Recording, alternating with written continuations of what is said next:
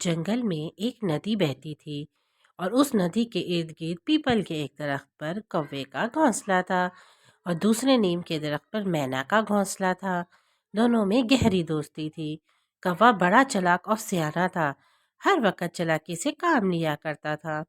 اس کے برعکس مینا سیدھی اور رحم دل جانور تھی اور وہ ہر کسی کے کام آتی تھی۔ اس کے برعکس کوا سارا دن جنگل میں ادھر ادھر سے گھومتا پھرتا اور جو کھانے کی چیز نظر آتی جھپٹ کر لے اڑتا۔ ایک دن مینا کے گھر مہمان آ گئے۔ مینا نے خوشی خوشی کھانا پکانے لگی۔ مہمانوں کے بچے مینا کے بچوں کے ساتھ کھیلنے میں مصروف ہو گئے۔ اتفاق سے نمک دان میں نمک ختم تھا۔ مینا بڑی فکر مند ہوئی، اب رات گئے وہ نمک کہاں سے لاتی؟ سوچا چلو کوے کے گھر سے نمک لے آتی ہوں۔ مینا جلدی سے کوے کے گھر کا دروازہ بجانے لگی۔ کوے کے گھر میں اندھیرا تھا۔ کوا اندر سے چیخا، کون ہے؟ کیوں دروازہ پیٹا جا رہا ہے؟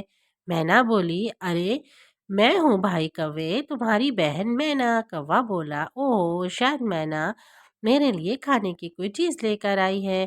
کوا دوڑتا ہوا دروازے پر آیا اور جلدی سے دروازہ کھولتے ہوئے محبت سے کہنے لگا، اوہ مینا بہن، بھلا اتنی رات گئے خود کیوں آئی؟ مجھے بتلا دیتی تو میں خود آ جاتا۔ مگر جب اس نے محسوس کیا کہ مینا کے پاس تو کچھ نظر نہیں آ رہا تو بڑی مایوسی ہو گئی اور رکھے انداز سے بولا، کیا بات ہے؟ وہ کوے بھائی معاف کرنا، آپ کو رات گئے تکلیف دی، مجھے کچھ نمک چاہیے، گھر مہمان آ گئے ہیں، گاؤں کی سب دکانیں بند ہو گئی ہیں، سوچا آپ کا گھر تو سارا نمک کا ہے، آپ سے نمک لے آؤں، مہربانی کر کے مجھے تھوڑا سا نمک دے دیں۔ تمہارا دماغ تو خراب نہیں ہو گیا ابھی مینا؟ اتنی رات گئے آ کر نہ صرف میری نیند خراب دی بلکہ میرا موڈ بھی خراب کر دیا۔ لو بھلا میرے گھر نمک کا گودام ہو گیا جو نکال کر دے دوں؟ جائیے جائیے اپنا کام کیجیے۔ مینا بولی، آپ کا گھر تو نمک کا ہے، ویسے بھی جھڑ جھڑ کر دیگے جگہوں پر گرتا رہتا ہے، تھوڑا سا نمک نکال کر دے دو، کھانے میں ڈالنا ہے۔ ارے جاؤ جاؤ، کیا مجھے پریشان کرنے آ گئی ہے؟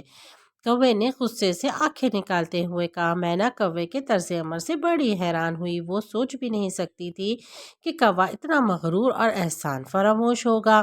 اس نے کہا، اے کوے بھائی، کچھ تو خیال کرو، میں ہر وقت تمہارے کام آتی رہتی ہوں اور کبھی تمہیں کسی ضرورت پر مایوس نہیں کیا ہے۔ آج پہلی بار مجبوری میں تم سے تھوڑا سا نمک مانگنے کے آ گئی، تم مجھ پر برس پڑے ہو۔ ارے جاؤ بھی مینا، خواہ مخواہ لیکچر نہ دو۔ اور یہ کہتے ہوئے گھر کا دروازہ بند کر دیا۔ مینا کی آنکھوں میں آنسو آ گئے، اسے کوے کے اس قسم کے قطعی امید نہیں تھی۔ بیچاری آنسو بہاتی گھر واپس آ گئی۔ بیچاری مینا نے مہمانوں کو بغیر نمک کا کھانا کھلایا۔ واقعی کوے نے بڑی بے حسی سے کا مظاہرہ کیا۔ کھانا کھا کر سب سو گئے۔ اچانک ٹھنڈی ہوا چلنے لگی اور آسمان پر ہر طرف بادل چھا گئے اور پھر بارش ہونے لگی۔ بارش کی تیزی کی وجہ سے درخت شور کرنے لگے، ہوا کے سے درختوں کی ٹہنیاں جھومنے لگیں، بسیرا کرنے والے پرندے اپنے اپنے گھونسلوں میں ڈرنے لگے۔ مینا کا گھر تو موم کا بنا ہوا تھا، مضبوط تھا، بارش سے اور مضبوط ہو گیا، مگر کوے کا درخت جو نمک کا بنا ہوا تھا بارش کے ایک ہی ریلے میں تتر بتر ہو کر پانی میں بہہ کر ختم ہو گیا۔ کوے کا برا حال ہو گیا، سارا دن بھیگتا ہوا ادھر سے ادھر چھپنے کی کوشش کرنے لگا، کسی جانور نے بھی اس سے اظہار ہمدردی نہیں کیا۔ آخر گرتا پھرتا مینا کے گھر آ گیا، دروازے پر جا کر آوازیں لانے لگا، مینا بہن، مینا بہن، دروازہ کھولو، میں مر رہا ہوں۔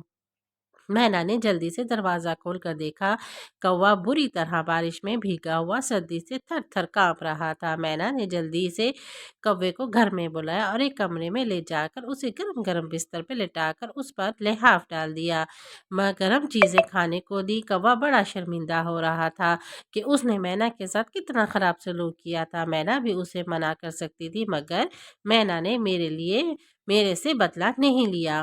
وہ اللہ سے توبہ کرنے لگا۔ صبح مینا گرم گرم چائے اور انڈا لے کر کوے کو ناشتہ کروانے کے لیے کمرے میں پہنچی اور آواز دیتے ہوئے بولی، اٹھیے کوے بھائی، ناشتہ کر لیں۔ بار بار آواز دینے پر بھی کوا نہیں بولا۔ مینا نے گھبرا کر لحاف اٹھا کر دیکھا، کوا مرا پڑا تھا، اسے اپنے سلوک اور ظلم کی سزا مل چکی تھی، جو جیسا کرے گا وہ ویسا بھرے گا۔ دیکھا دوستو، اگر آپ کو میری یہ چھوٹی سی کہانی اچھی لگی ہے تو پلیز سبسکرائب مائی چینل۔